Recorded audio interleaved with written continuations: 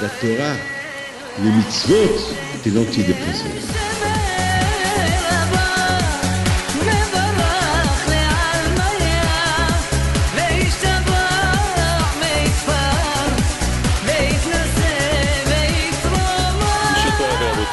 Monsieur Hachem, j'espère que vous allez bien. Bon, ben, Hachem, on est dans les semaines où la Torah nous parle beaucoup de comment se comporter les uns avec les autres. Et bien sûr, comment on doit se comporter entre nous et Hachem, et aussi entre nous et nos parents, et entre nous. Par exemple, il y a une question que j'ai vue dans beaucoup des commentaires qui posent une question. Dans les 10 commandements, c'est écrit Kabed et avecha ve'itimecha, respecte ton père et ta mère, afin que tu auras une longue vie. Alors, la question qui se pose, pourquoi la Torah, elle doit ajouter à côté de ce commandement, afin que tu auras une longue vie? La Torah ne nous a pas dit sur le commandement de ne pas tuer, ne pas voler, ne pas envier. La Torah n'a pas dit respecte, en ne pas volant. Si tu voles pas, si tu tues pas, si tu n'envies pas ton prochain, si tu respectes Shabbat, tu auras une longue vie. Après les 10 commandements, ça devait être 10 commandements netto. 10 commandements netto, ça veut dire voilà, ne fais pas ça, ne fais pas ça, fais ça, fais ça, ne fais pas ça. Mais pourquoi? On n'a jamais vu dans ces 10 commandements-là que Hachem il dit si tu fais ça, ou bien pourquoi la Torah elle n'a pas dit par exemple en écoutant les 10 commandements tu auras une longue vie. Non, la Torah elle dit uniquement tu auras une longue vie uniquement à côté de respecte ton père et ta mère. Respecte ton père et ta mère, comme ça tu auras une longue vie. Donc c'est ça la question qu'on va essayer de comprendre. Pourquoi la Torah elle ajoute afin que tu auras une longue vie? Bien sûr que c'est quelque chose qui est important. Il faut savoir une chose.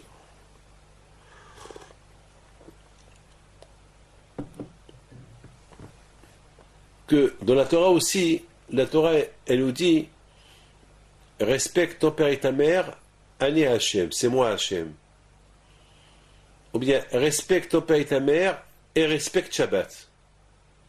Donc là, sur ça, nos sages, ils disent quel est le rapport? Respecte ton père et ta mère, respecte Shabbat.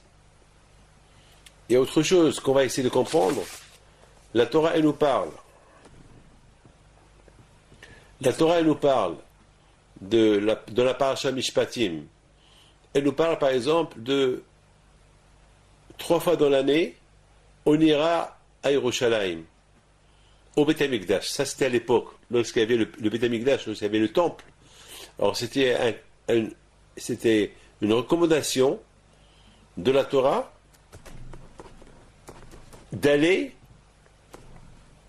à Yerushalayim, à Pesach, à Shavuot et à Sukkot. D'accord? Pour voir Hachem. Ça veut dire, c'est quoi pour voir Hachem? C'est-à-dire pour aller au Beth Amikdash. Parce que le Beth Amikdash, le temple, c'est la maison d'Hachem. Donc, bien sûr, Hachem, tu ne le vois pas, mais tu es chez lui. Tu es chez lui. Et alors, à toi de le sentir. Et à côté de ce commandement-là d'aller au temple, au Beth Amikdash 3 fois dans l'année, c'est écrit il ne faut pas manger la viande et le lait. Bassa ve halav. Alors maintenant, quel est le rapport? Quel est le rapport quel est le lien entre Bassar et Halav, ne pas manger la viande, avec monter au Beth Amikdash? Vous savez que la Torah, chaque pasouk est pasouk et il a un rapport avec le précédent. Donc, on va essayer de comprendre quel est le lien entre la recommandation de monter, d'aller 3 fois dans l'année au Beth Amikdash et ne pas manger le lait et la viande. Donc maintenant, nous avons pas mal de questions qu'on va essayer de comprendre. Et bien sûr, dans la paracha de Teruma, là-bas, la Torah elle nous parle de la construction du temple. Hachem, il veut que chacun il apporte une donation. Une donation pour construire le Beth Amikdash. Est-ce qu'Hachem, il a besoin de l'argent? Il y a beaucoup de questions qu'on va poser. Plein de questions. Par exemple, dans la fin de la paracha de Yitro, là-bas la Torah, elle parle de faire que si on veut construire un autel de sacrifice, à l'époque, avant que le temple ait été construit, les gens, ils pouvaient construire un autel de sacrifice pour sacrifier des sacrifices à Hachem, des animaux. On disait ça, c'est pour Hachem. Une fois que le temple a été construit, donc il y avait une interdiction de la Torah que chaque individu il construit un sacrifice. Celui qui avait un sacrifice à faire, il devait aller au temple. Après, c'était au temple qu'il devait faire le sacrifice. Mais avant que le temple, le Beth Amikdash, ait été construit, chacun qui désirait faire un sacrifice à Dieu, il construit un autel de sacrifice, il faisait son sacrifice. Mais ça, c'était à l'époque, lorsqu'il n'y avait pas de Beth Amikdash. Mais une fois que le Beth Amikdash a été construit, alors il y a une interdiction de sacrifier des sacrifices personnels là où tu veux. Il faut aller au temple. Mais la Torah dit que lorsqu'on devait construire un autel de sacrifice, il fallait le faire avec de la terre. Misbeach Adama Ta'asi. On n'a pas le droit de construire un autel de sacrifice avec du fer. C'est écrit Misbeach Abanim Tivneli.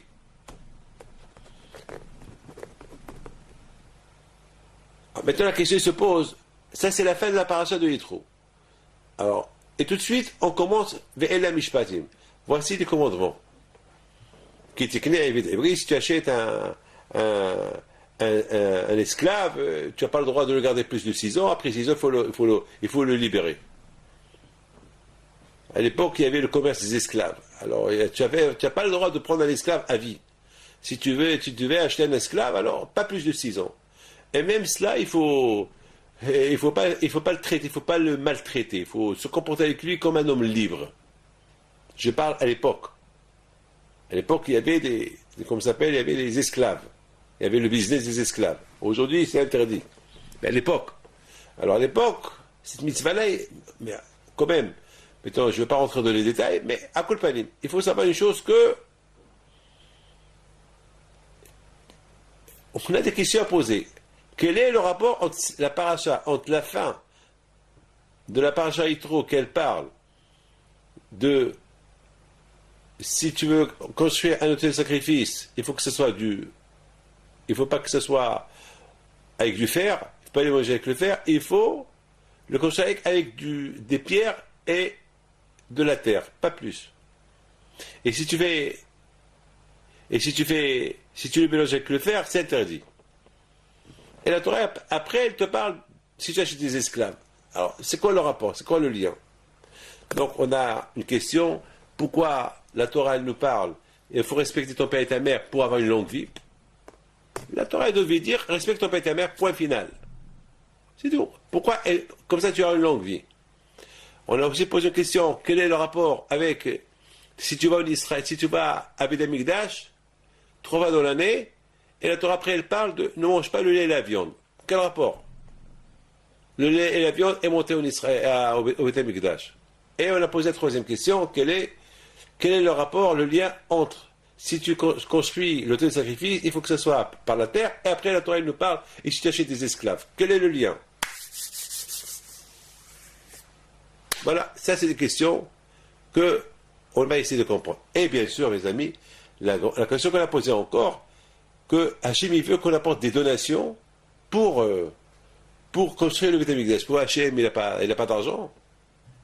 C'est quoi cette mitzvah-là? Donc, on parle des trois parachiotes. La paracha de Yitro, la paracha de Mishpatim et la paracha de Teroma. Et après, la paracha de Tetzavé, la Torah, elle parle d'une autre chose. La Torah, elle parle, Hachem dit à Moshe Rabbeinu, et toi, tu ordonnes au Bnei Israël d'apporter de l'huile. Là aussi, on va essayer de comprendre c'est quoi l'huile. Est-ce que même des petites choses comme ça, a priori, c'est des choses banales, c'est des petites choses. Et tu dis aux Juifs d'apporter de l'huile pour allumer la menorah. Vous savez, on construit un temple, un sanctuaire pour Hachem, et c'est évident. C'est évident que s'il y a la menorah, il faut que les Juifs apportent l'huile. Même ça, il faut l'écrire dans la Torah. Même ça, il faut l'écrire dans la Torah. C'est comme par exemple, le roi, il nous donne l'ordre de lui construire un palais, et après, il nous fait, fais-moi une belle cuisine, une salle à manger, etc., etc. Après, il commence à nous dire, n'oubliez pas de m'acheter l'huile pour la cuisine. Ben, c'est évident. Il faut l'huile pour allumer. Quoi? Imaginez-vous, le roi qui donne l'ordre, qu'on lui fait des lustres, comment il va avoir des lustres sans ampoule, sans électricité? C'est impossible. Alors c'est quoi? La Torah, elle lui dit qu'il faut apporter l'huile pour allumer la menorah. Donc on a 4-5 questions, d'accord? Mes amis, il faut savoir une chose. La Torah, elle est super, la Torah, elle est extraordinaire. La Torah, elle est extraordinaire. La Torah, Hachem, il nous donne des conseils. Des conseils, comment vivre. Vous savez, vivre dans une société, surtout aujourd'hui, on habite dans des immeubles, il y a beaucoup de voisinage, il y a beaucoup de gens, on habite tout, il y a des juifs, des non-juifs, il y a de tout. Il faut qu'il y ait un respect. Il ne faut pas croire que tu es seul. Si tu es seul, va au désert. Là-bas, tu seras seul. Mais si tu veux vivre dans une société, il faut la respecter. Il faut la respecter. Beaucoup des fois, il y a ce qu'on appelle l'habitude. On s'habitue. On s'habitue avec un ami. Après, on fait de lui ce qu'on veut. On peut s'habituer avec la femme. Au départ, lorsqu'un homme il connaît sa future femme, aïe, aïe, aïe, quel respect. Waouh, waouh. Quel caveau il lui fait. Et comment il lui parle. Allô, ça va, tu vas bien. Avec une politesse, elle aussi, elle fait des manières pour plaire à son copain. Et c'est comme ça. Et les grands sourires, bon, ça c'est des grands sourires. C'est la souris et le chat, plus tard. Donc, malheureusement, c'est comme ça. Et une fois qu'ils se marient, ils se connaissent bien, et hop, la guerre atomique. Et ton père et ta mère, et voilà, et ton père et ta mère. Et après, c'est les assiettes qui se survolent à la maison. Après, c'est les insultes. Après, c'est le manque de respect total. Pourquoi? L'habitude. Justement, même David Ameller, il avait peur de s'habituer avec le bon Dieu. Il a dit, une seule chose, je te demande toi, Hachem. Une seule chose, pas deux choses. Une seule chose. Laquelle? Hachem, aide-moi à ne pas m'habituer avec toi. Pas chaque fois qu'on rentre à la synagogue, on a la même place, la même prière, les mêmes personnes qu'on va voir. Après, on s'habitue. La Hamida, on l'a fait 3 fois par jour, on s'habitue. Alors, il y a la peur de l'habitude. Une fois que s'habitue, on ne fait plus la chose bien. Par exemple, à Kippour, lorsqu'on vient à la synagogue à Kippour, on a la crainte, on a la peur. Une fois qu'on est déjà dans le bain du jeûne, dans le bain de la prière, après, on s'habitue. On croit que le bon Dieu, c'est un copain, c'est un ami. Non, il ne faut pas s'habituer. Justement, c'est ce que David Ameller, il a prié à Hachem. Hachem fait d'une manière, comme s'ils expliquent nos sages, fait d'une manière que chaque fois que je viens chez toi pour prier, aide-moi Hachem pour que je me comporte avec toi comme si je viens de faire ta connaissance. Mes amis, il faut savoir une chose. Beaucoup de gens y croient qu'ils connaissent Dieu. Tout à l'heure, j'ai dit, c'est pas possible. Dieu ne le connaît pas. Dieu, on le découvre. On le découvre.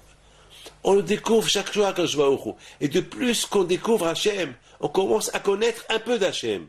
Connaître Hachem à 100%, c'est impossible. Il nous faut des centaines de milliards d'années pour arriver à connaître Hachem. C'est impossible. Hachem, on le découvre. Et justement, lorsqu'on découvre un peu d'Hachem, l'argument que Hachem peut avoir contre nous un jour, pourquoi vous n'avez pas essayé de me connaître un peu plus? Écoutez, on fait des recherches. Beaucoup de fois, il y a ce qu'on appelle des recherches. Des recherches pour des animaux, des recherches. Dans la science, des recherches. Et tout le temps, c'est des recherches.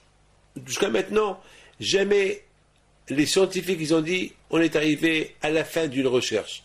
Dans la médecine, toujours il y a la recherche. La recherche. Il y a toujours, ils sont toujours à la recherche.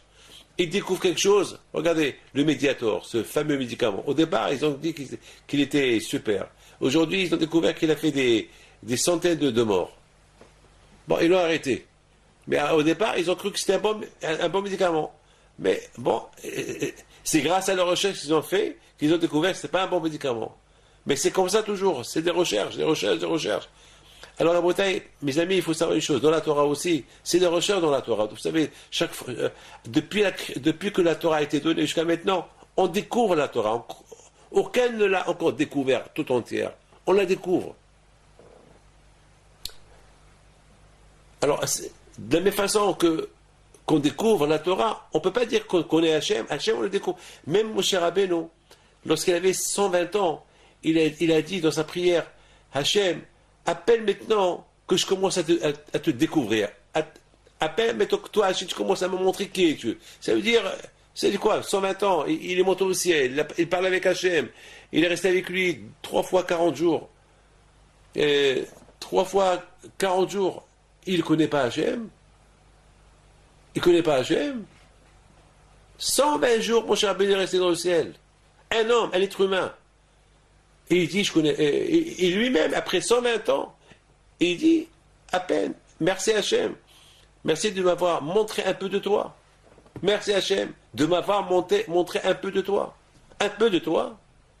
Ça veut dire, mes amis, il faut être toujours bémet. Chaque fois, je dis, ah Hachem, tu es super. Et après encore, je lui dis, tu es super. C'est-à-dire qu'il est vraiment super. Hachem, il est bémet extraordinaire. On est bête. Le plus beau papa du monde, c'est Hachem. Il est super quand je vois tout ce qu'il fait avec nous. Et heureusement qu'il nous a donné le Shabbat, heureusement qu'il nous a donné des fêtes pour le découvrir un peu plus. Ce jeudi-là, ma femme, elle me dit, je suis heureuse qu'on est jeudi. Je sais pourquoi, qu'est-ce que c'est spécial jeudi? Elle m'a dit, pas jeudi, lorsqu'on fait les salades du Shabbat, déjà, on est dans l'ambiance du Shabbat. Et Shabbat, c'est le jour, heureusement que on est tous ensemble, c'est le jour du repos. Ben, mais c'est la vérité. C'est la vérité. Il y a les gens, ils ne savent pas c'est quoi Shabbat. On parle du plaisir. C'est quoi le plaisir? Le plaisir d'avoir de l'argent, le plaisir d'être marié, le plaisir d'avoir des enfants, le plaisir d'acheter une maison, une belle voiture. C'est des plaisirs.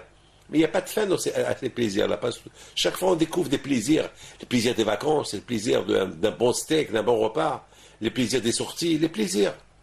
C'est ce qu'on appelle, ça c'est plaisir matériel. Mais est-ce que vous avez goûté, c'est quoi le plaisir spirituel? Le plaisir spirituel, c'est lorsqu'on fait des mitzvot, lorsqu'on se réveille à la prière, lorsqu'on ne sent pas la prière comme un fardeau, comme un plaisir, il faut le sentir. Et c'est ce que David Amelech il demande à Hachem.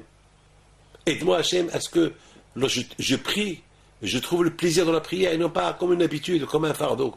Pourquoi des fois on vient la prier comme ça? Parce que on a peur, on ne vient pas, il va nous arriver quelque chose. Non, il faut venir à la synagogue par plaisir, par conviction. Parce que on vient voir Hachem, on vient dans la maison du roi, on vient dans la maison d'Hachem. Il y a aussi, mes amis, le plaisir du Shabbat. Ah, c'est un nag à Hachem Elokecha. Le plaisir du Shabbat, c'est un plaisir extraordinaire. C'est pas un que. Ouais. Le Shabbat, c'est pas que pour manger, mais c'est un plaisir. Le Shabbat lui-même, c'est un plaisir. Déjà aujourd'hui, on n'a même pas le temps de se voir ensemble, avec les enfants. Toute la semaine, moi, je vous parle de moi. Je sais pas, je connais pas votre emploi du temps, mais le mien. Moi, le matin, de 7h du matin à 7h du soir, ou jusqu'à 8h du soir, ou jusqu'à 6h du soir, ou lorsque je suis en voyage, je suis à la yeshiva. Je suis où je reçois les gens, je donne des cours de Torah, ou je suis occupé du matin au soir. Je rentre à la maison, les téléphones n'arrêtent pas. Les téléphones n'arrêtent. Et mes enfants aussi, on ne se sent même pas à table à manger. Parce que chacun, il a son programme. Mes enfants, ils préparent leurs cours de Torah qu'ils vont donner le soir. En journée, je ne les vois pas parce qu'ils sont au collège, ils sont à la yeshiva. Moi, je suis occupé. Même ma femme, je ne la vois pas. On ne voit pas. On se voit peut-être à 5 minutes. Moi, je mange seul, chacun mange seul. Parce que malheureusement, c'est comme ça. La vie, elle est comme ça. Hein. Mais au moins, Baruch Hashem, le Shabbat, pendant les repas, on est au moins tous réunis autour du monde, autour de la table, on parle, on chante, on parle qu'est-ce qu'on a fait pendant toute la semaine, on parle des choses de famille, on prévoit des choses. Beaucoup de femmes, ma femme me dit, je te vois que le Shabbat. Et c'est la vérité. Mais heureusement, donc le Shabbat, c'est un plaisir, c'est un ta'anouk, c'est un grand plaisir le Shabbat, déjà d'être en famille, déjà tout en famille, d'être autour d'une table, on parle d'Ivrei Torah, on fait des commentaires sur la Torah, on parle, on mange, on boit, Baruch Hashem, et le matin on se réveille, on écoute un cours de Torah, on donne des cours de Torah, Shabbat, c'est un plaisir, c'est un grand plaisir le Shabbat. Et justement, mes amis, il faut savoir une chose. Le plaisir d'une mitzvah, le plaisir qu'on a le Shabbat, écoutez bien ce que je vous dis. Non seulement parce qu'il y a un repas, non seulement parce qu'il y a un repos, mais lorsqu'on fait une mitzvah, sachant que cette mitzvah, elle vient d'Hachem, cette mitzvah, elle nous donne un plaisir. Si par exemple, on doit faire une faute, une fois qu'on l'a fait, on n'a pas le plaisir parce qu'on l'a fait. Le contraire, on a des remords, on regrette pourquoi on l'a fait. On n'a pas vu quelqu'un qui a fait une faute et après il a dit ouah, super. Non, il regrette. De l'autre côté, on n'a pas vu quelqu'un qui a fait une mitzvah et qu'après il a regretté pourquoi il a fait cette mitzvah. Le contraire, il est content de l'avoir fait. Lorsque le matin on a sommeil, on se réveille, on vient à la synagogue, on prie, on est super content. Ah, Baruch Hashem, je veux bien commencer ma journée. Et pourtant, au départ c'était dur. Le plaisir du Shabbat, de la même façon qu'il y a le plaisir dans le Shabbat, comme ça, il y a aussi le plaisir dans chaque mitzvah et mitzvah. Chaque mitzvah que tu fais, il y a un plaisir. Et lorsque tu ne la fais pas, sur le contraire, il y a un malaise. Parfois, on regrette pourquoi on a fait ce péché-là. Mes amis, écoutez bien ce que je vais vous dire. Il faut savoir une chose. Donc, la Torah, elle te dit, dans les commandements qu'il nous a donnés, Hachem, la Torah, elle te dit, respecte ton père et ta mère pour avoir une longue vie. Ah, écoutez bien, hein. C'est pas facile de respecter le père et la mère. Mettez ça dans la tête. Respecter le père et la mère qu'on voit tout le temps, on s'habitue avec eux. On s'habitue. Le père et la mère, ils deviennent comme des copains. C'est plus que des copains. C'est la maman et le papa, on les voit depuis qu'on est dans le berceau jusqu'à je sais pas moi, jusqu'à qu'on se marie, on les voit. C'est papa, maman. D'ailleurs, on les appelle papa. On les appelle maman. C'est depuis, voilà, mon petit-fils. Dès qu'il commence à parler, les premiers mots qu'il dit, c'est papa. Les premiers mots qu'il dit, c'est maman. Voilà, c'est ça, depuis toujours. On s'habitue. Mais il faut savoir une chose. La Torah, elle sait très bien que le lien entre le fils et le père et la mère, il est impressionnant. À cause de l'habitude. Donc, la Torah, elle veut donner un temps. Un temps. Si tu respectes ton père et ta mère comme il faut, tu auras une longue vie. Parce que voilà, écoutez bien. Vous savez, il y a des lois du respect des parents. Il y a des lois. Vous savez que les Arabes, ils sont très connus au Maroc, en Algérie, en Tunisie, dans les pays arabes, le respect qu'ils ont vers leurs parents. Ils sont très connus. Et ça, ils ont hérité ça de Ishmaël. Parce qu'Ishmaël respectait beaucoup ses parents. Il respectait Abraham Avinu. Imaginez-vous Abraham qui le jette. Abraham, et lui, il est resté toujours fidèle à son père. Abraham. Il est resté. Et ça, il a été ça à ses petits-enfants. Il a été ça à ses petits-enfants. Vous savez que la Gemara nous raconte une histoire. Il y avait une fois un des descendants d'Ishmaël, qu'il avait une pierre précieuse. Il y avait une pierre précieuse. Et les Juifs de l'époque, c'est une histoire qui date quelques milliers d'années. Et les Juifs de l'époque, ils avaient besoin de cette pierre-là pour le temple, pour le Beth Amikdash. Ils sont venus chez lui. Ils lui ont dit, on a entendu que tu as cette pierre-là, que nous on a besoin pour le temple. Et tu peux nous la vendre? Il leur a dit oui. Et comme elle coûte tant. Alors on est d'accord. Il rentre dans la chambre et il sort et dit non, je ne peux pas vous la vendre. Alors les hachamim, les sages, ils ont cru qu'ils voulaient plus. Et il leur dit alors, je vous la vends. Alors ils ont proposé le double. Il rentre dans la chambre, il sort, il a dit non. Bon, on vous donne encore plus. Et pendant 1 heure, ils n'ont pas réussi à s'arranger avec lui. Chaque fois, les Juifs, ils augmentent, et lui, il dit non. À un moment donné, ils disent, bon, tu veux pas, merci. Ils sont partis. Ils sont partis un peu angoissés. Bon, il ne peut rien faire. 1 heure plus tard, il va derrière eux, il les poursuit, il les rattrape. Il leur dit, hachamim, les sages, arrêtez, je vous la vends. Ah, tu as décidé quand même. Alors, on te donne le prix qu'on a conclu avec toi. Et il leur dit non, je veux le prix que moi je vous ai dit. Parce que le prix que je vous ai dit, c'était largement suffisant. Vous m'avez dit 3 fois plus, moi je veux que le premier prix que je vous ai dit. Et ils ont dit, et pourquoi? Tu veux pas gagner avec nous l'argent? Il a dit non. Parce que moi, lorsque vous êtes venu chez moi me proposer la vente de la pierre, j'ai accepté le prix que je vous ai dit. Parce que c'est le prix que j'ai demandé à tout le monde. Alors, surtout sachant que vous la voulez pour le temple, pour le Beth Amikdash, je ne veux pas gagner d'argent avec Dieu. Non. Ça y est.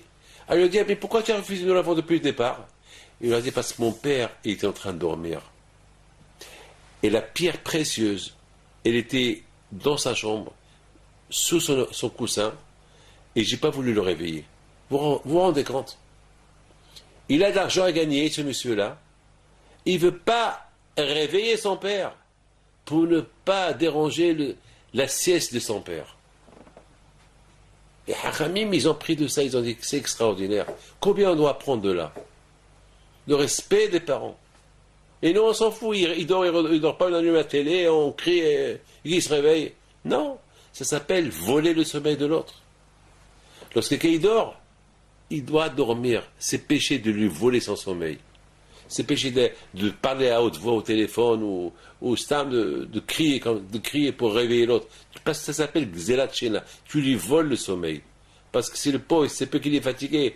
Il a besoin de dormir. Et ce temps qu'il dort, il se repose.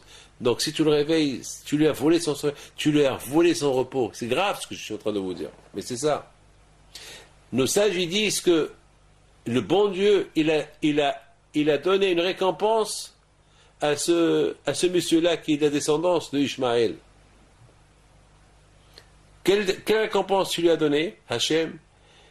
L'année d'après, Hachem lui a donné une vache rousse. Et vous savez qu'à l'époque, pour purifier les impurs, ils avaient besoin des cendres de la vache rousse. Et les vaches rousses, ils n'existent pas aujourd'hui n'existe pas. Mais à l'époque de Beth Amikdash, il y avait des miracles. Ils existaient. Une tous les 5, 6, 7, 10, 40, 100 ans, il y avait une vache rousse. Et que les Juifs vont l'acheter pour utiliser et la brûler, utiliser une fois qu'ils l'ont égorgé, pour utiliser ses cendres pour purifier les impurs. Et encore, les Juifs, ils sont partis chez ce monsieur-là, et ils l'ont acheté chez lui avec beaucoup d'argent. Le respect des parents. Le respect des parents, c'est extraordinaire. Je vous raconte une autre histoire sur la Bitarfon. La Gemara nous raconte qu'une fois la Bitarfon était malade. Et le sage dit que sa mère, elle est partie chez Hachamim. Elle rentre au Beth Midrash, elle tape sur la table. Et tous les Hachamim, tous les rabbins, ils s'arrêtent d'étudier, ils la regardent. Qu'est-ce qui se passe? Il leur dit, mon fils, Tarfon, il est malade. Priez pour lui. Alors, ils lui ont dit, il est malade. Et alors, s'il est malade, c'est pour ça que tu veux nous arrêter de l'étude de la Torah pour ton fils qui est malade? Alors, il leur a dit, mais il me respecte. Il me respecte. Et parce qu'il me respecte, alors faites une prière pour lui. Ah, maintenant, eux lui ont dit, Hachamim, ils ont dit à cette femme, à la mère de Rabbi Tarfon, et c'est quoi il te respecte? Explique-nous. Alors, elle répond, elle leur dit, une fois, il pleuvait, et j'étais avec mon fils. Il y avait de la boue par terre, il y avait de la boue, de l'eau par terre. Et Rabbi Tarfon, il m'a dit, maman, je vais mettre mes mains par terre, et toi, maman, marche sur mes mains. C'est pas grave ton poids. Même si ça va me faire mal, c'est pas grave. Je veux pas que l'eau pénètre dans tes pieds. Parce que tes chaussures ils sont trouées. Je veux pas que tu te salis. Je veux pas que tu tombes malade. Et j'ai marché sur ses mains pour lui faire plaisir.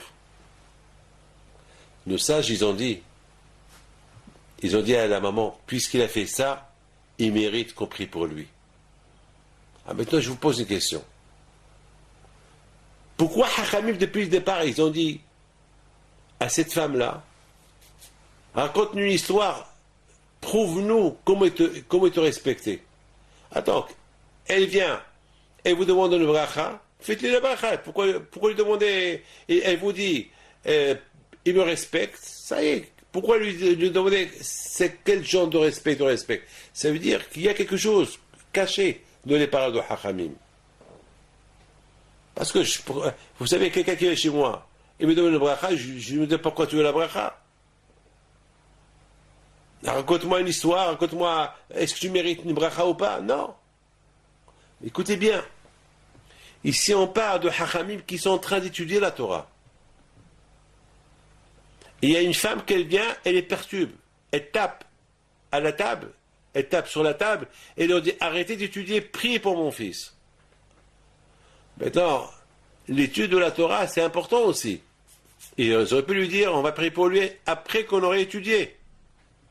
Mais elle leur dit non, il faut prier pour lui parce que il me respecte. Qu'est-ce que cela veut dire?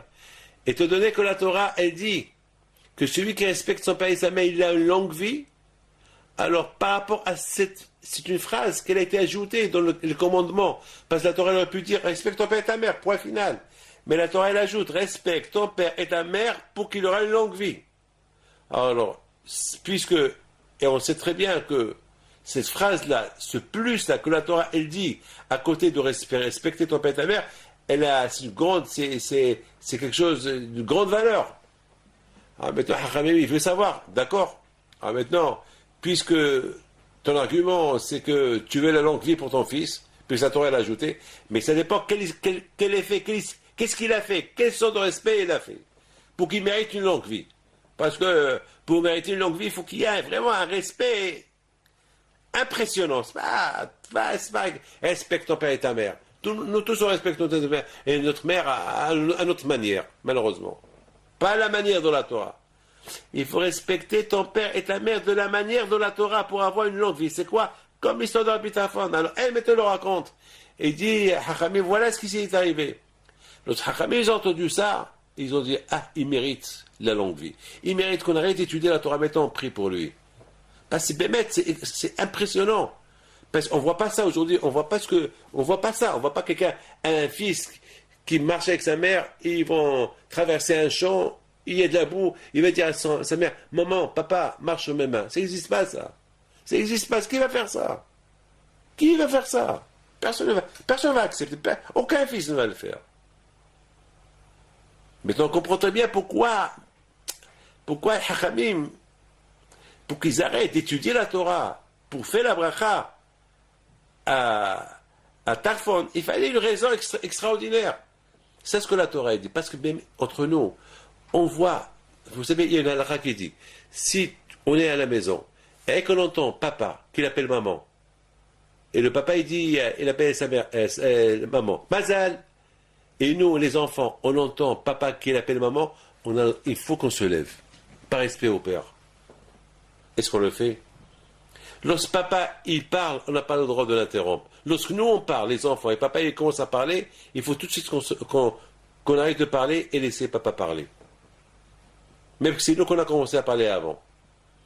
Il rentre à la synagogue, en colère sur son fils, parce que pour une raison quelconque. Il vient, il donne une gifle à son fils devant tout le monde. Et le fils, il n'a pas le droit de lever les yeux sur son père. Il faut qu'il se tait. C'est dur, hein. Mais c'est dur. Vous vous rendez compte? Mais c'est dur. Attends, vous savez, mon père me fait rendre devant tout le monde. Peut-être je vais dire, papa, pourquoi tu me frappes? Ou bien peut-être, moi je connais des gens qui frappent leurs parents. Je connais des gens malheureusement qui font du mal aux parents, qui répondent devant tout le monde, qui font honte aux parents. Et les parents ils pleurent. Il y a quelqu'un qui vient chez moi cette semaine. Il me dit, Rabbi David, mon fils il me frappe. Et la Torah a dit, la semaine dernière, on a lu dans les 10 commandements, respecte ton père et ta mère pour avoir une longue vie. Ça veut dire que si tu ne respectes pas ton père et ta mère, c'est le contraire. C'est la vie qui sera raccourcie. Et le respect du père et de la mère, c'est pas à leur vivant, même après leur mort. C'est pas parce que mon père il est mort, ça y est, j'ai plus de respect par rapport à lui. Non. De la même façon que je l'ai respecté dans sa vie, je dois respecter sa mémoire après sa mort.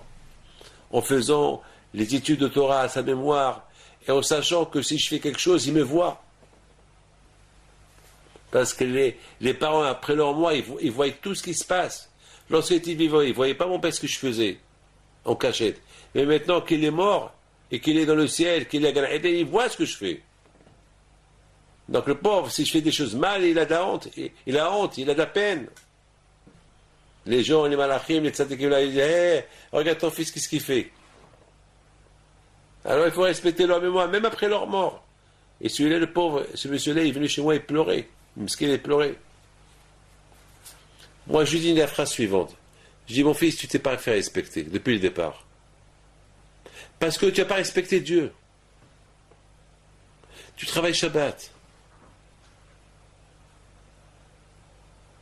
Tu n'étais pas chez toi, Shabbat, pour faire le kiddush avec tes enfants. Tu n'as pas appris à tes enfants c'est quoi le respect du Shabbat, le plaisir du Shabbat, le plaisir de la Torah, le plaisir de Dieu. Alors, tu as vécu comme tout le monde. Tu as vécu une vie, alors, une vie sans Torah, il n'y a pas de respect après. Lorsqu'on apprend à nos enfants d'avoir peur de Dieu, automatiquement, ils ont peur de nous les parents. Mais si ils n'ont pas peur de Dieu, pourquoi ils vont avoir peur de toi? La Torah, elle te dit, Hachem, il dit, respecte ton père et ta mère. Hachem, il le dit. C'est Hachem qui l'a dit. Respecte ton père et ta mère. Un homme qui respecte son père et sa mère, lorsqu'on éduque nos enfants dans la Torah, ils vont grandir en nous respectant. Lorsqu'ils ne vont pas grandir dans la Torah, ils vont grandir sans respect des parents. Malheureusement. Malheureusement.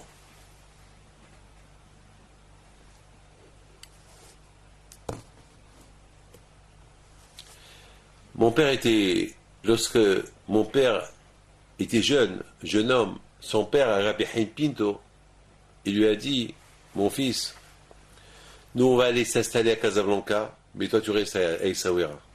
Tu restes garder la maison de Rabbi Hilpi, la maison de nos ancêtres. Et mon père, il dit à son père, Rabbi Hilpi, mais papa, je ne suis pas marié. Il faut que je ne veux pas rester ici seul, sans parents. Je suis jeune homme. Et je vais être à côté de toi, papa. Ici, personne ne me connaît ici. Comment je vais vivre? Quoi? Je suis jeune, j'ai 21, 22 ans. Je vais rester dans la maison seul. Et Rabbi Hilpi lui dit, mon fils, on n'a pas le droit de laisser cette maison seule, vide. On ne peut pas la louer aux gens, parce qu'une maison sainte, il y a la synagogue. Tu es obligé de m'écouter. Et si Dieu veut, Thomas Zal, il viendra jusqu'à la maison. Et tu te marieras. Et tu vas réussir. Et tes enfants, ils vont réussir. Ils vont être dans la Torah. Mon père, il a écouté Rabbi Hilpi. C'est dur d'écouter. Moi, je ne sais pas si j'aurais écouté, moi, si mon père m'aurait dit ça. Imaginez-vous que mon père m'aurait dit, toi, tu restes au Maroc, moi, je pars en Israël. Je ne sais pas, et tu nous gardes la maison. Je ne sais pas si j'aurais fait ça. C'est dur. Et mon père, il a écouté son père. Et mon père, il a connu ma mère à la maison. Elle est venue jusqu'à la maison, elle et sa mère. Et mon père, la veille, il a rêvé que Thomas Zal, il va venir. Et c'est comme ça qu'ils se sont mariés. Et ben, au Hachem, il est resté à la maison. Et mon père, et puis il a dit, tu restes à la maison, tu ne bouges pas jusqu'à après la guerre mondiale. Jusqu'à après la Deuxième Guerre mondiale. Vous imaginez quoi? Presque 40 ans, mon père n'est pas sorti de la maison, parce qu'il écoutait son père. Et même que la guerre s'est terminée, il a continué à ne pas sortir de la maison. C'est dur d'écouter les parents. C'est un grand sacrifice. Alors, le sacrifice que tu fais parce que tu écoutes tes parents, Hachem, il te donne vite, maintenant, une récompense, la longue vie. Et dans ce monde, et dans l'autre monde. Il te manque une longue vie facile. On peut vivre longtemps et difficile. Celui qui respecte son père et sa mère, Hachem, il lui donne une longue vie facile. Même s'il ne vit pas longtemps, mais ce qu'il vit, il le vit facile, avec bracha, avec soulagement, bien. C'est ce qu'on dit à Hachem, please, s'il te plaît Hachem, qu'on vit bien. Qu'on vit bien. C'est important de vivre bien et de ne pas vivre avec des problèmes. Mais tu comprends très bien que dans cette paracha-là, des commandements de respecter ton père et ta mère, comme ça tu auras une longue vie. Pourquoi tu auras une longue vie? Parce que par rapport au sacrifice qu'il y a dans le respect du père et de la mère, c'est un grand sacrifice. Un grand sacrifice. Puis est-ce qu'on a payé l'habitude? Et la Torah te dit, même si tu es habitué avec eux, tu dors avec eux, tu manges avec eux, tu les vois du matin au soir, tu les vois toute la journée. Et c'est dur, parce que l'habitude, c'est l'habitude. Comme un homme qui s'habitue. Non, la Torah te dit non. Ton père et ta mère, c'est différent que tout le monde. Parce que ta femme que tu vas marier, c'est pas sûr que tu vas rester avec elle mariée toute ta vie. Tes copains, c'est pas sûr qu'ils vont rester tes copains toute ta vie. Mais tes parents, c'est tes parents, tu ne veux pas les divorcer. Tes parents, c'est tes parents. Il n'y a pas de divorce avec les parents. C'est tes parents, à vie, la vie et à la mort et après la mort. Toute éternité. Et moi, je vois ma femme, lorsqu'elle va pèleriner sa mère, qui est décédée il y a 25 ans, 20 ans, la façon qu'elle pleure sur le tombeau de sa mère, on dirait que sa mère est morte hier. Je suis jaloux d'elle. C'est vraiment, elle compose des chants sur elle, elle pleure. Je crois que je m'en vais de là-bas, j'arrive pas à l'écouter. Ça dure depuis, c'est le respect des parents. Et c'est la raison pourquoi la Torah, Hachem, lorsqu'il s'est dévoilé au Bnei Israël, il leur a donné 10 commandements. Parmi les 10 commandements, il leur a donné le respect du père et de la mère. Mais n'oublie pas une chose. La Torah dit, c'est vrai, tu respectes ton père et ta mère, tu as une longue vie par rapport au sacrifice qu'il y a dans le respect des parents. Mais, si ton père et ta mère te disent, ne fais pas Shabbat, alors là, il faut leur dire doucement, papa, tu es mon père, tu es ma mère, je vous respecte, mais là, je ne peux pas vous écouter. Il faut respecter mon Shabbat. Là, papa, je suis obligé d'écouter Hachem. Allez, Hachem.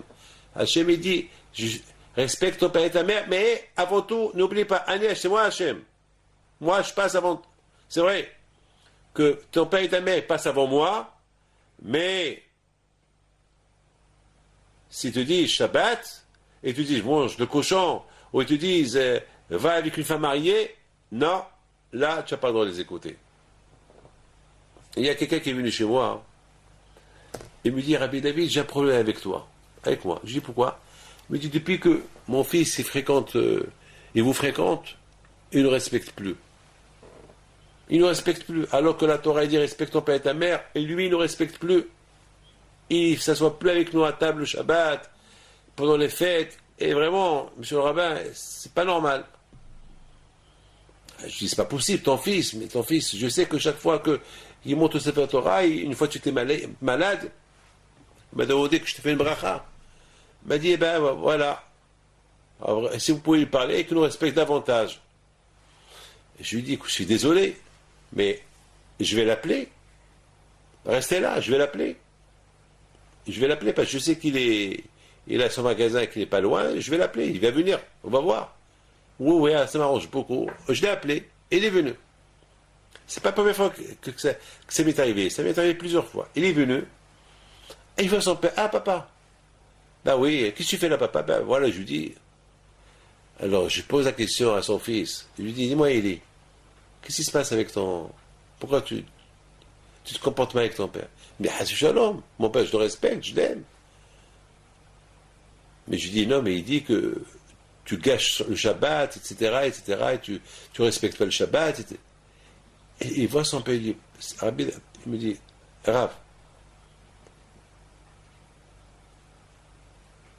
il fait le kiddush, et la télévision, elle est allumée. Il éteint la télévision, il allume les lumières, il fume la cigarette. Comment voulez-vous que j'écoute son kiddush? Je regarde le père. Il dit, mon fils, tu m'as pas dit ça. Il me dit, mais c'est pas grave, mais il faut qu'il me respecte quand même. C'est mon droit. Il dit, c'est vrai, c'est ton droit, mais tu vois pas une contradiction. Lorsque tu fais le kiddush, tu dis, à la rigueur, c'est mieux que tu fais pas le kiddush. C'est mieux que tu le fais. C'est mieux de ne pas faire parce que le kiddush, on dit à Hachem, fais Shama ou Ben Israël, Shabbat Asot, le kiddush, que Hachem, on remercie Hachem de nous avoir donné le Shabbat, qu'il faut qu'on se repose, il ne faut pas qu'on allume, il ne faut pas qu'on crée. Lorsqu'on allume la lumière, c'est créer quelque chose de. Non, rien de. On a le droit de se reposer. C'est ça, comment ça s'appelle, le plaisir du Shabbat, c'est de se faire le plaisir d'écouter ce que Hachem dit. C'est ça le plaisir du Shabbat. Je sais, Hachem, il sait que c'est dur de ne pas travailler, c'est dur. Il y a beaucoup d'énergie qui m'ont dit, c'est chapeau.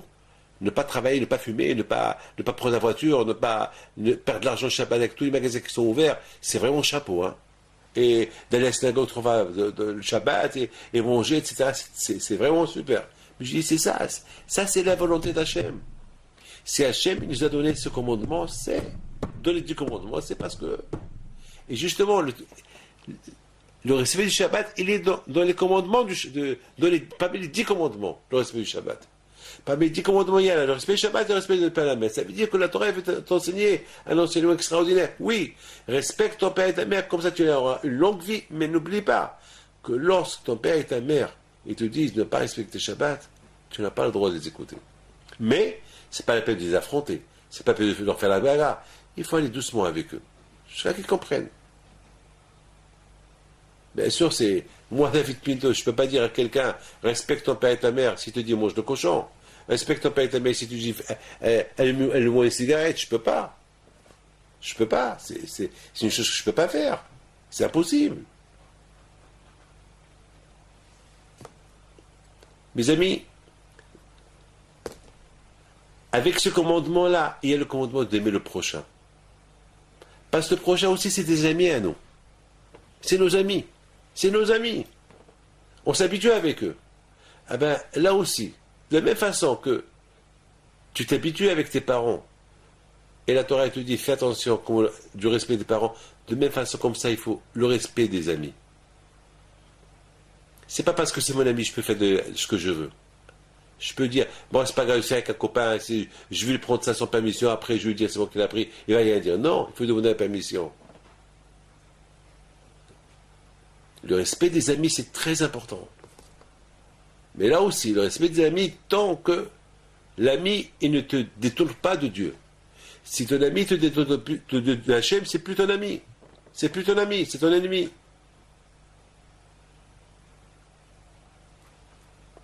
Mais on comprend très bien aussi, lorsque la Torah, elle te dit, dans Parashat Yitro, la fin de la Parashat Yitro, il te dit, fais, construis-moi un autel de sacrifice en pierre. C'est quoi ça? Écoutez bien.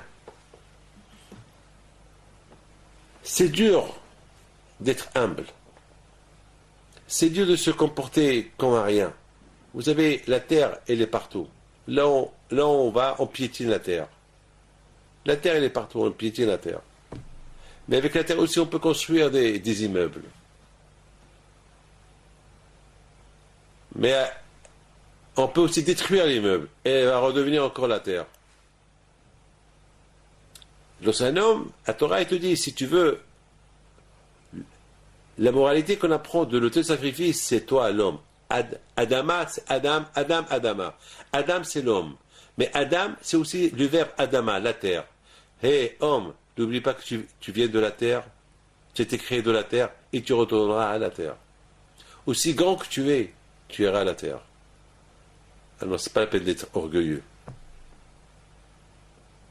Il faut être toujours un autel de sacrifice. Même si ça te fait du mal, accepte. Il y a quelqu'un qui m'a dit une fois, il a craché sur moi. Il m'a dit, sale juif, il m'a craché sur moi. Et je l'ai regardé avec un sourire. Il y avait deux amis avec eux qui ont voulu faire la guerre. Je lui ai dit, laisse-le. Laisse-le, c'est pas grave.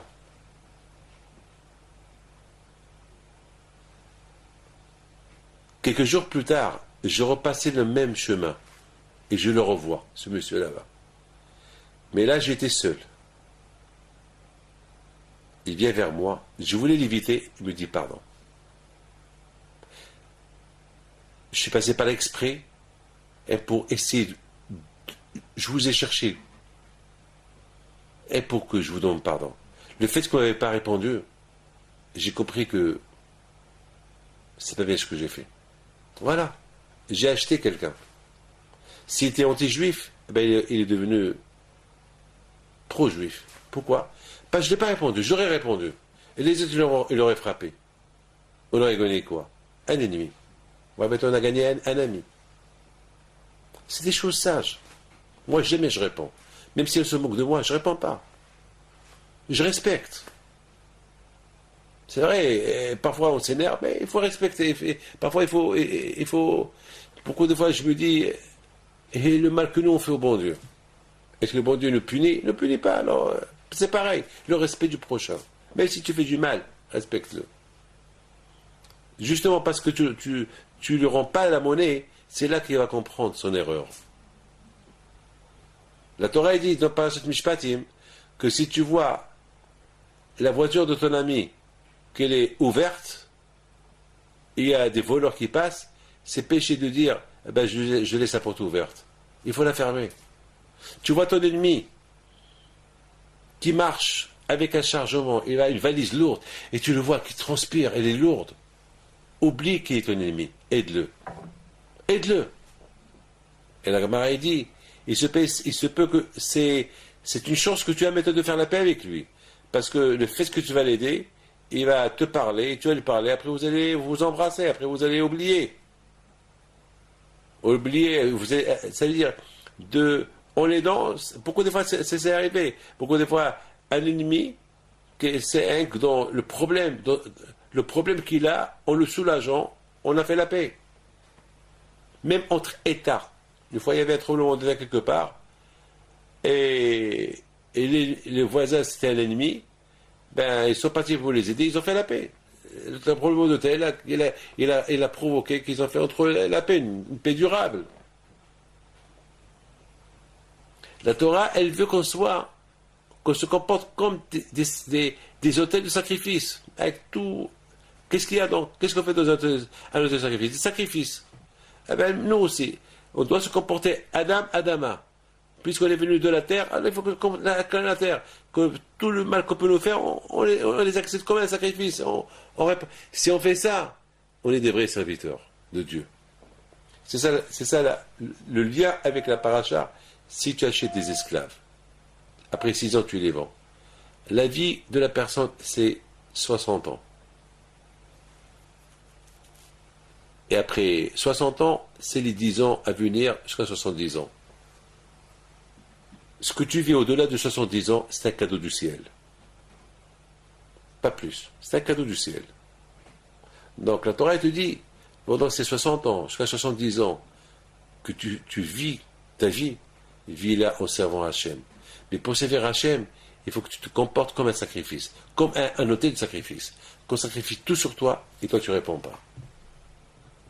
C'est ça le lien entre la fin de la paracha de Yitro et le début de Mishpatim. Et, mes amis, puisqu'on a expliqué tout ça, maintenant on comprend très bien. On comprend très bien que lorsque la Torah te dit, elle est logique la Torah. La Torah te dit 3 fois dans l'année, il faut aller au temple. Il faut aller au Beth Amikdash. Et la Torah te dit, ne mange pas le lait et la viande. Ne mange pas le lait et la viande. Quel rapport? Eh bien, le rapport, il est extraordinaire. Le rapport, il est extraordinaire. Et j'ai vu dans des livres qui disent que lorsque on va 3 fois dans l'année au temple, il y a beaucoup de sacrifices là-bas. Il y a beaucoup de sacrifices. Beaucoup de sacrifices. Et les gens, ils mangent beaucoup de viande. Et donc, il y a là-bas...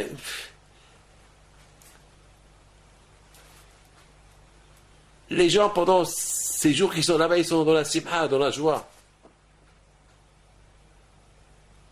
Et lorsqu'on est dans la simha, dans la joie, on risque d'oublier. On ne va pas beaucoup faire attention entre le lait et la viande. Il y a beaucoup de vaches qui sont égorgées. Il y a beaucoup, vous savez, c'est la fête. Vous savez, le fromage, le lait, c'est bon. Et Israël s'appelle Eres, Zavat, Halav, Udvash. Et la bénédiction que Hachem a béni Israël, c'est avec le lait. Il y avait beaucoup d'abondance de lait, beaucoup de fromage, beaucoup de lait. Donc, dans la joie, il faut faire attention. Dans la joie, il faut savoir. Fais attention. Dans la joie, tu aurais dû mélanger. Non. Il faut manger la viande seule, le halaf seul. Il faut toujours savoir. Mes amis, je vous en prie, écoutez ce que je vais vous dire. Ce qu'on appelle le mixte. Il y a la viande et le lait. On n'a pas le droit de le mixer ensemble. Lorsqu'on est dans une fête où il y a la joie, il faut qu'on fasse attention entre les hommes et les femmes. Parce que avec le manger, on risque de regarder les femmes mariées. Une fois j'ai vu ça. Une fois j'étais dans une fête, tellement c'était super, il y avait une grande simha. Et dans la simha, j'ai vu un monsieur qui commençait à faire des choses avec moi, qui était en train de regarder une femme mariée. Et lui, il est marié déjà. Et non seulement que je voyais qu'il voyait, il disait à son copain, regarde, elle est belle. Alors je l'appelle. Je lui dis, de qui tu parles, elle est belle? De ta femme? Ta femme, elle n'est pas là. De qui tu parles? Il a rougi. Je dis, dans la Torah, c'est écrit, le tahmod et il ne faut pas envier la femme de ton copain. Pour ne pas envier, il ne faut pas regarder. Tu regardes, tu envies.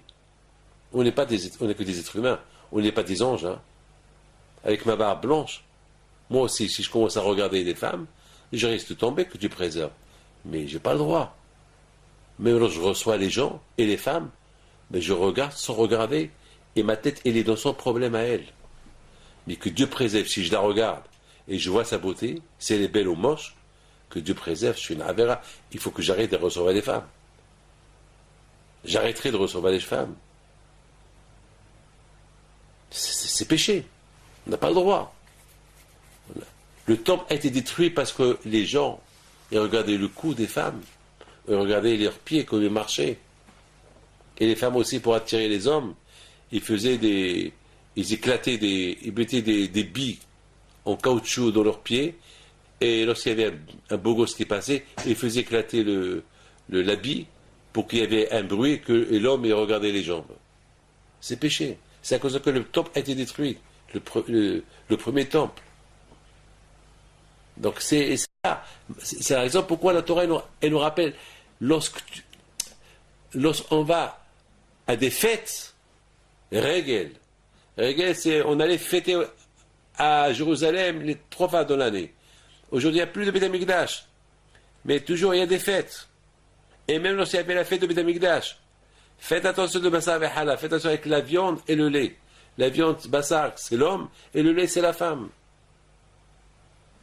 Faites attention de ne pas regarder, de l'ambiance, de la fête.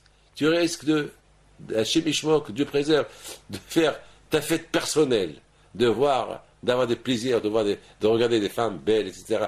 De là, tu peux arriver à faire des bêtises. Donc, il faut faire attention. Bien sûr, aujourd'hui, on n'est pas... Aujourd'hui, malheureusement, on vit dans un monde un peu complexe, un monde dur aujourd'hui. Moi-même, David Pinto, c'est pas facile pour moi de voyager, etc., etc. C'est dur dans les aéroports, et je reçois les gens, etc. C'est pas facile. Mais il faut faire attention. Il faut faire attention, Bassar et Halab, le lait et la viande.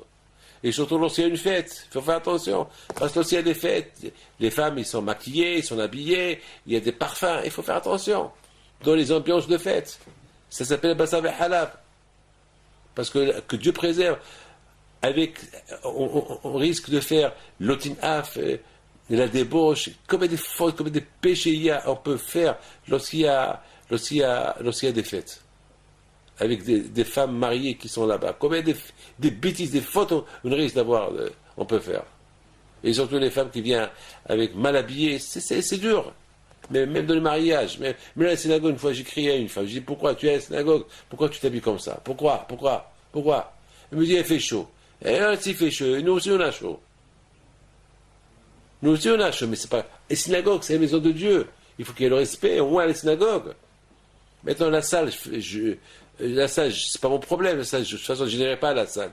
Mais moi, je suis venu ici au mariage, mais beaucoup de fois, des filles, la mariée qui vient comme ça, la synagogue mal habillée avec les sables de mariage, c'est péché. C'est péché. Tout le monde qui la regarde, tout le monde qui.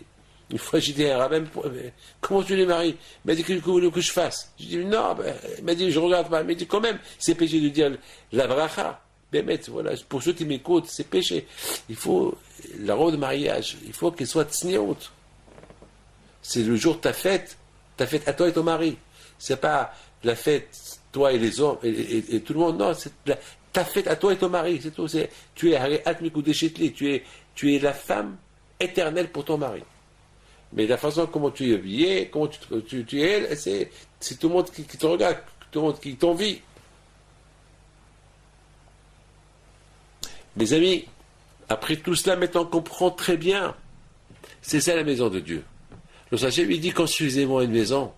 Pourquoi Hachem a besoin d'argent? Il parle pas de. Hachem, il parle l'effort que chacun doit faire pour se construire. Chaque juif, chaque être humain, chaque croyant, lorsqu'il respecte Torah et Mitzvot, il respecte Hachem et le prochain, il respecte tout ce que nous avons dit maintenant, de lui-même, il deviendra la maison de Dieu. C'est comme ça qu'on se construit pour être la maison de Dieu. Chaque personne individuelle, il risque de devenir la maison de Dieu. C'est pas le temple. Le temple aujourd'hui il n'y a plus. Le Beth Amikdash a été détruit. Mais le vrai temple, c'est l'homme lui-même. Lorsqu'il se comporte comme un autel de sacrifice, qui est fait par du sable, par de la terre. Lorsqu'un homme il se comporte comme il respecte son père et sa mère, il s'habitue pas avec eux, comment il respecte le prochain, et comment il fait attention dans les occasions de fête, il fait attention où il se porte, comment il se comporte, eh bien, il finira par il finira par être vraiment la maison du bon Dieu. C'est ça ce que la Torah dit. Chacun il doit apporter une terouma, une donation. Dans le mot terouma, il y a le mot Torah. Torah Ama, le Torah qui a été donné après 40 jours. C'est-à-dire, chaque mitzvah qu'on respecte, avec cette mitzvah-là, c'est une donation qu'on se fait, c'est un hesed qu'on se fait à nous-mêmes pour se faire construire une vraie maison d'Hachem. Et lorsqu'il y a une vraie maison d'Hachem, maintenant on va vers la finale. La lumière, c'est la Neshama. Tout à l'heure, on a posé une question. C'est quoi? Hachem, il dit, faites-moi une maison et apportez-moi de l'huile.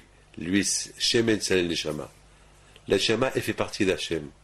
Ça veut dire que vraiment, c'est une fois qu'on s'est bien construit, et on est devenu la maison de Dieu, alors vraiment, on va voir Dieu, vraiment, qui va s'installer dedans. Shemen Salel Neshama. La Neshama qui fait partie d'Hachem. L'âme qui fait partie d'Hachem. C'est-à-dire, on va mériter à avoir Hachem, la partie d'Hachem qui s'appelle Neshama, dans ce corps qui s'appelle la maison de Dieu, une fois que si on a accompli tout ce que nous avons dit jusqu'à maintenant. Voilà mes enfants, je vous bénis, que le bon Dieu vous protège, il vous donne la santé, et que Hachem vous donne une bonne semaine et que Dieu vous protège.